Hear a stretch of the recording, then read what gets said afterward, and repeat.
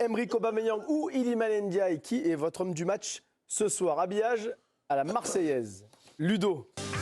Je vais chanceler ce soir. Chancel Bamba pour vous? Ouais. Ah. C'est bien, j'ai pas du tout proposé l'un des deux, mais. Bah oui, mais je fais ce que dans les deux. Ok, Ludo, Mbemba. Dave. Je suis discipliné, Ndiaye. Timothée. Aubameyang. Ok, Obama. Seb. Ouais, bon, on m'avait dit qu'il fallait répondre aux questions que je dis Ndiaye. Si on peut dire Jean-Pierre Papin, il n'y a pas de souci. Vous savez qu'il y a tous ceux qui ne comprenaient pas l'écho visiblement non plus et il ne comprend pas non plus. Ludo, je suis un artiste. C'est un peu comme ça. On a un duel là, non? Oui, on peut. Hein, on peut y aller. Allez, faire... c'est parti, duel. Jingle. C'est dommage, ça aurait pu faire Alors, duel. Timothée. Aubameyang face à qui? Dave? Mais oui, Dave. Ou Seb? Dave, très bien. Oui, il est motivé. Allez, Timothée face à Dave. J'ai peur de Timothée. Attendez, ça fait une demi-heure qu'il écrit une thèse. je sais pas ce qu'il fait le type, mais il m'inquiète. Non, la semaine dernière, il disait que c'était ses mémoires et j'ai hâte de les lire. Timothée, vous attaquez, vous ouvrez le bal avec Pierre-Emerick Aubameyang. Vous avez 30 secondes pour convaincre. Alors évidemment, j'ai vu moi aussi l'excellent match d'Iliman Ndiaye et peut-être que ma perception elle est un peu tronquée par le début de saison. C'est juste que je vois en Pierre-Emerick Aubameyang ce joueur qui tient cette équipe, ce joueur qui fait que cette équipe elle n'est pas à la cave, qu'elle est encore qualifiée en Coupe d'Europe et qui est encore là aujourd'hui pour marquer un doublé. J'ai trouvé Iliman Ndiaye très intéressant, j'attends confirmation. Aubameyang lui est à la hauteur du maillot de l'Olympique de Marseille et ce depuis plusieurs semaines. C'est pour ça que je l'ai choisi. Vous avez encore 5 secondes? Je les garde. Vous les gardez. C'est parti. Oui, Timothée juge la saison et là, ça devient un autre débat. On va rester sur celui-là. Ce soir, c'est Iliman Ndiaye qui, je trouve, a survolé les débats. C'est lui qui a tout déclenché. C'est lui qui a emmené cette OM par ses prises de balles, par ses dribbles, par ses différences. C'est lui qui remet l'OM dans le coup avec ce but qu'il se crée quasiment tout seul, ce dribble avec cette frappe sous la barre. Je l'ai trouvé physiquement très au point. Je l'ai trouvé dans toutes les zones très très bon. Même défensivement, il a fait des retours très intéressants. Aubameyang a été très bon, il a fait son boulot, mais Iliman Ndiaye ce soir, c'est la star. 5 secondes, Timothée. J'ai aimé la capacité d'Aubameyang à assumer ses responsabilités, notamment sur le penalty, mais aussi tout au long de la rencontre. Bravo, vous votez pour Dave ou Timothée sur l'équipe Connect. Vous flashez avec vous scannez même avec votre iPhone ou votre autre marque Samsung, Alcatel, ce que vous voulez. C'est ça, vous allez citer 3 marques. Président, votre arbitrage, Ndiaye ou Aubameyang ou un autre? Ou Chancel. Ou Chancel. Non, si on parle du duel et du match de ce soir, je veux dire, Aubameyang ne me surprend pas. Je veux dire, sur son match, je veux dire, on sait ce qu'il est capable de faire, il le montre et il le prouve. Il a les épaules larges pour assumer ce qu'il doit faire à Marseille. Sur le match d'aujourd'hui, ce qui est surprenant, c'est la résurrection de Ndiaye. En plus, il a été performant. C'est pas la question, Raymond. Mais non, mais je veux dire, c'est qui est l'homme du match? Bah pour moi, qui tu vois dans ce match-là, qui transforme l'OM, c'est lui déjà, c'est le premier but. Ses prises de balles, ses orientations, sa qualité pour garder le ballon, pour servir de point de fixation et son travail défensif. Oui, pour moi, il a été essentiel dans le jeu de l'OM. C'est pas sûr que s'ils ont le même qu'ils avaient il y a 15 jours. Peut-être que Aubameyang n'aurait pas été performant non plus. Donc voilà, je mettrais plutôt Merci. Ndiaye. On peut comprendre un peu ce soir, Sébastien, pourquoi Marseille est allé chercher ce joueur avec ce qu'il nous a montré sur cette rencontre, techniquement. C'était l'absurdité de ce que l'on voyait depuis le début de saison. C'est-à-dire que c'est un joueur qui est plutôt à l'aise à ce poste-là. Donc si vous prenez un joueur, c'est pour le faire jouer au poste où il est à l'aise, surtout quand vous le payez cher. Donc quand vous le mettez sur un côté, alors il a une part de responsabilité, parce qu'on a toujours une part de responsabilité, mais enfin, ça n'avait aucun sens. À un moment, vous construisez un effectif, vous faites jouer les joueurs là où ils sont le meilleur. Et de temps en temps, ils peuvent dépanner ici et là. Et donc là, on revient encore une fois à la normalité. C'est normal, il peut être que meilleur là que sur un côté. Quelqu'un qui a compris la question ce soir, contrairement à Ludo, c'est Georges Quirino. Georges, plutôt Iliman Ndiaye pour vous.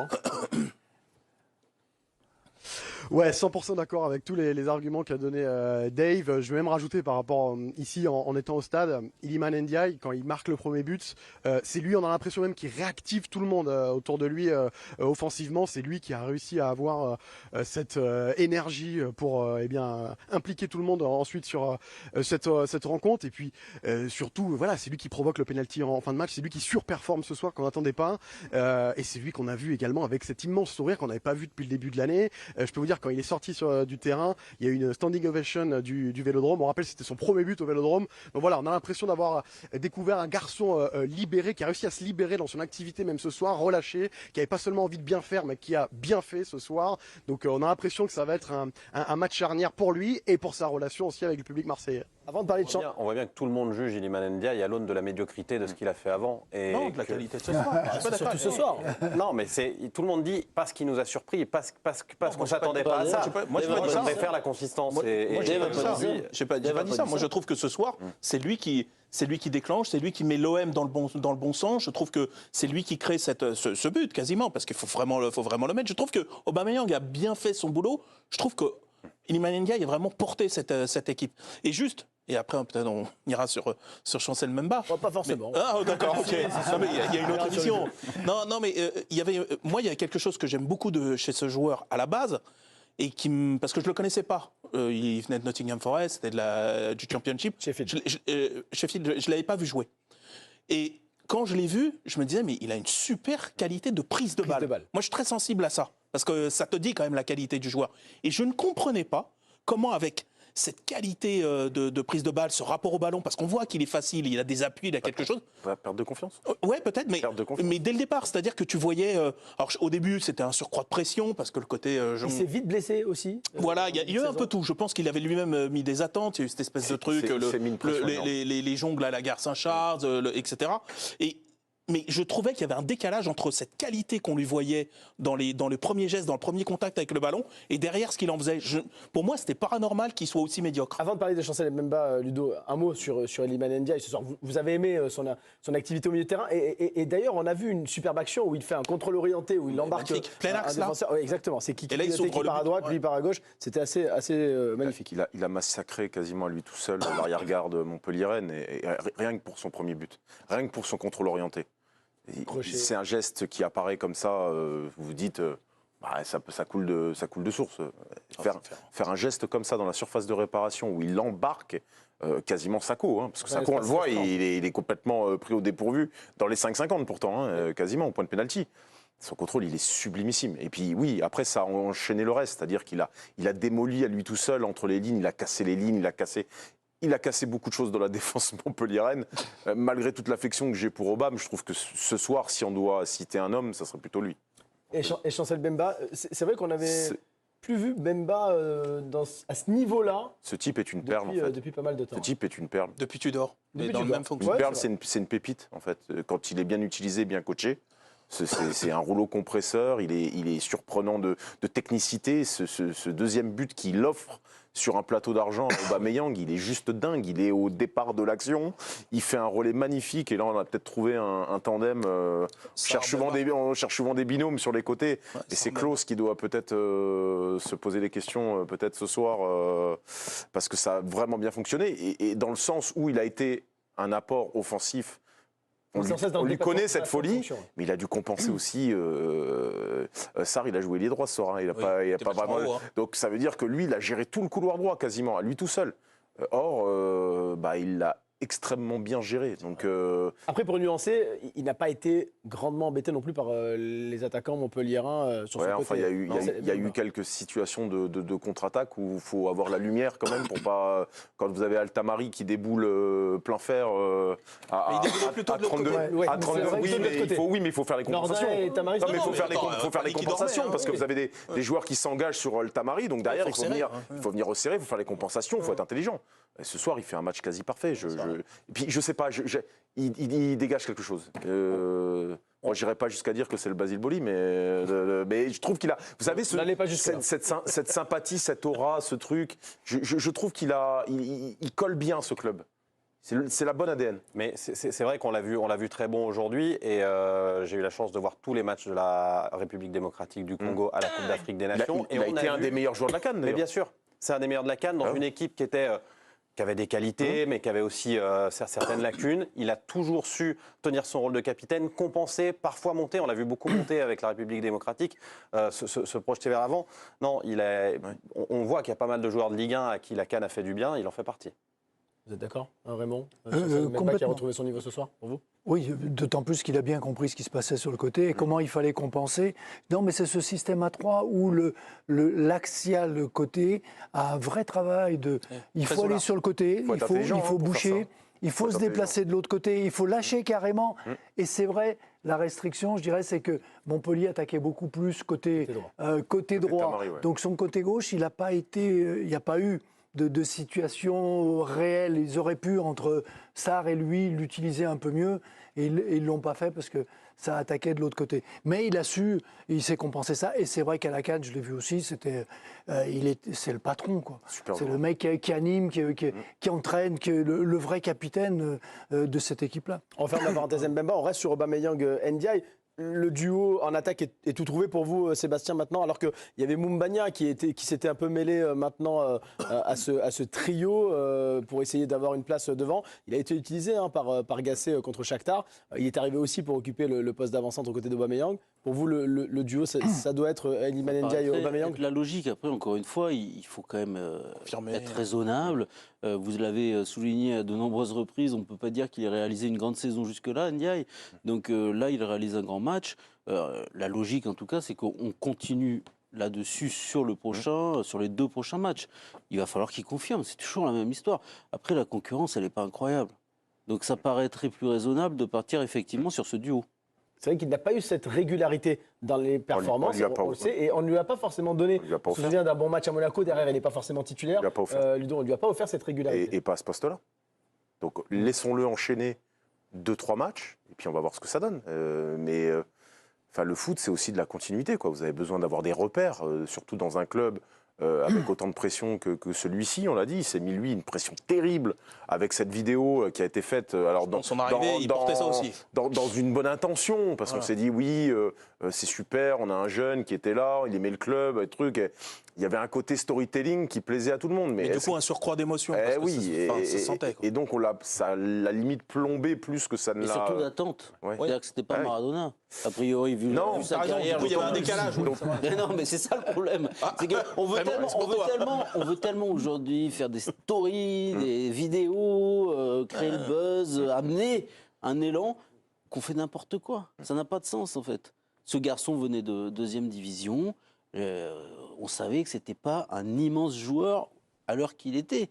Donc il faut être raisonnable. Il faudrait qu'on soit un peu plus raisonnable. Bon, après, c'était aussi le jeu des réseaux sociaux. Oui, mais c'est le jeu que je conteste, mon cher ami. Laissons-le enchaîner 3-4 matchs. Sortez-la après la vidéo. En plus, de toute façon, Moumbagna, il est venu... c'est pas venu pour être un titulaire en puissance. Comme. Il a remplacé numériquement Vitinha. Et puis, c'est un garçon qui a besoin aussi de peut-être se refaire la cerise au niveau physique. C'est vrai qu'il y a peut-être un petit peu 1 ou 2 kilos par-ci par-là dont il devrait se débarrasser pour être un petit peu plus mobile, un peu plus fluide. Donc ça va peut-être lui laisser le temps à lui aussi de se constituer un potentiel physique pour venir donner des coups de main à l'OM quand peut-être Ndiaye sera un peu moins bien. Voilà, il y aura son rôle à jouer. Il y a peut-être un truc à 3 à faire, il y aura assez de matchs pour... D'autant que Jean-Louis Gasset aime les groupes assez restreints, mais il ne va pas se contenter d'avoir un véritable numéro 9 avec Aubameyang, plus Iliman Ndiaye à côté. Il reste 11 matchs de championnat, 2 matchs de Coupe d'Europe, peut-être 4, peut-être 6, peut-être 7, espérons-le, souhaitons-leur. Il aura son rôle à jouer, mais au regard de la prestation de ce soir, évidemment, qu'on n'a qu'une envie, c'est qu'il soit reconduit la semaine prochaine. C'est Sarr qui, ce soir, va poser énormément de questions sur le couloir droit. Il a fait un match incroyable ce soir. Oui, mais contre une équipe Montpellier-Rennes à domicile. Je trouve que les conditions étaient réunies pour l'utiliser comme ça. Oui, mais, tu vois, tu peux le faire jouer haut, etc. Oui, mais tu demandes à revoir.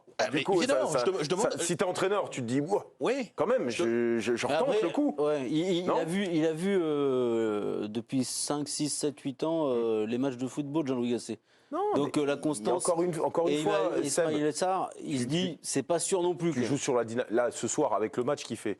Tu te dis pas, je tente le prochain match de. Tu n'es pas obligé de le mettre au clou. Non, mais je parle pas sur le choix que lui va faire, mais je me dis, sur l'hypothèse que ça marche avec autant de réussite que ce soir c'est une réussite pleine, franche. Mais je trouve que les conditions étaient réunies pour le coup. C'est vrai que personne n'est allé les chatouiller dans leur couloir. Sarr, tu peux le mettre en ailier pur, là où il est. C'est quand même ça son jeu. Quand il y a une équipe qui va te mettre un peu plus le business, c'est-à-dire que tu vas devoir défendre, reculer, etc., et que Mbemba il pourra pas tout faire à ta place.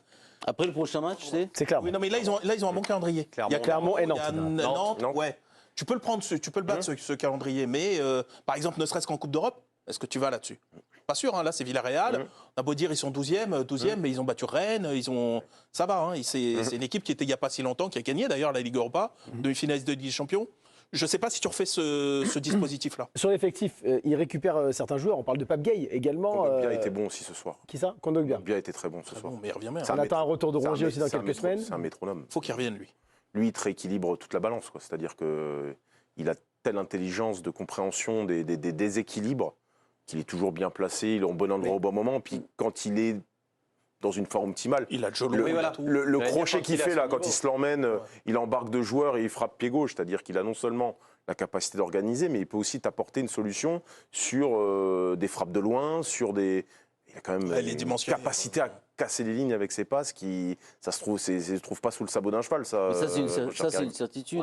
Et là aussi, s'il joue à l'Olympique de Marseille, c'est parce que sur le plan athlétique, il a des problèmes. Ouais, et donc il est régulièrement absent. Sinon, il ne jouerait pas à l'OM. Ils sont plus sur la fin que sur le début. Il n'est pas si vieux que ça, Kondogbia. Il a pas... Non, mais il a toujours eu des problèmes d'assiduité avec son physique qui a été défaillant. Mais si tu l'as, par contre, en Cannes, fit, etc., lui, c'est un joueur, c'est valeur sûre. Lui, il te change Voilà, lui, c'est un vrai joueur. Hein. Et puis, il faut vraiment que Rongier revienne. 31 ans, Kondogbia. Voilà, donc ça va. Rongier, il faut qu'il revienne parce que lui aussi, c'est quelqu'un qui te résout quand même beaucoup de choses. C'est par son volume de course, son intelligence, ses compensations, tu en parlais. Lui, Verretou, Kondogbia. Là, on parlait de la qualité de l'effectif de l'OM. Ouais, mais tu perds ta créativité que tu as avec Harit aussi. Avec Harit. Oui, avec Harit, mais ça dépend peut-être du... Donc ça aussi, quand il va y avoir plus de monde, trouver la bonne pièce du puzzle aussi. Parce que Harit, il t'amène aussi pas mal de choses dans sa capacité à être... Il est mobile, donc quand tu es défenseur, quand tu joues contre lui, tu es toujours en alerte, tu regardes toujours dans ton dos. Il a ce que... Il n'y a pas beaucoup de milieux comme c'est qu'il amène, il avance, hyper fort. C'est pas juste un jeu de passe, de position. Il est capable de... provoque, et c'est vrai qu'il y en a peu qui font ça maintenant. Il y en a peu qui font ça, et ça fait la différence parce que ça crée des espaces. Et ce jeu posé où les milieux, ils font, je te la remets, tu me la remets, on la remet derrière, ça ne fait pas avancer. Alors on dit, ils sont bien, ils font leur boulot, ils perdent pas le ballon. Dans leur stats, ils n'ont pas perdu le ballon, mais il ne s'est rien passé du tout. Lui, il amène ça. Et c'est vrai que je suis d'accord avec toi, quand il y aura la concurrence, que les autres seront revenus, comment tu équilibres ça, mais il vaut mieux avoir ces problématiques-là que de se dire comment on va faire et comment on va jouer.